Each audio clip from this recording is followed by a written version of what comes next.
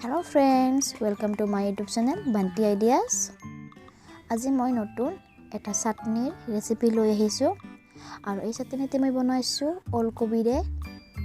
এনেতো আমি বিভিন্ন বস্তুৰে চাটনি বনাই থাকো, কিন্তু আজি মই ওলকবিৰে চাটনি বনাইছো আৰু ওলকবিৰে চাটনি খাই বহুত ভাল লাগে। আৰু যদি ওলকবিৰে চাটনি বনোৱা নাই তেতিয়াহ'লে মোৰ ৰেচিপিটো চাই নিশ্চয় এবাৰ ট্ৰাই কৰি চাব, বহুত ভাল লাগে খাই। তেতিয়াহ'লে ফ্ৰেণ্ডছ আহক আমি বেছি দেৰি নকৰোঁ, ভিডিঅ'টো আৰম্ভ কৰোঁ।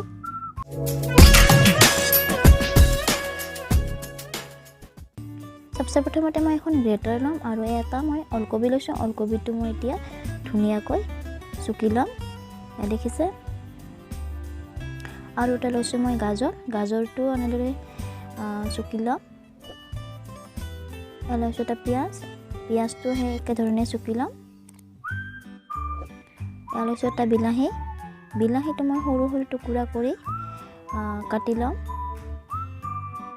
ফ্ৰেণ্ডছ, এই ওলকবিৰ চাটনি খাই খুবেই সোৱাদ লাগে আৰু যদি বনাই খোৱা নাই কেতিয়াবা নিশ্চয় ট্ৰাই কৰি চাব। আৰু এটা লৈছোঁ মই জলকীয়াটো মানে সৰু টুকুৰা কৰি কাটি ল'ম। আৰু দিম মই কেঁচা ধনিয়া, দিম মই 1 চামুচ আদা নহৰু পেষ্ট, আৰু দিম মই নিমখ এনে সোৱাদ অনুযায়ী হয়।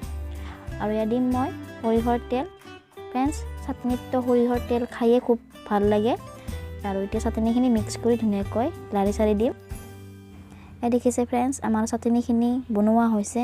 কিমান ইজি হয়, খাই খুব ভাল লাগে।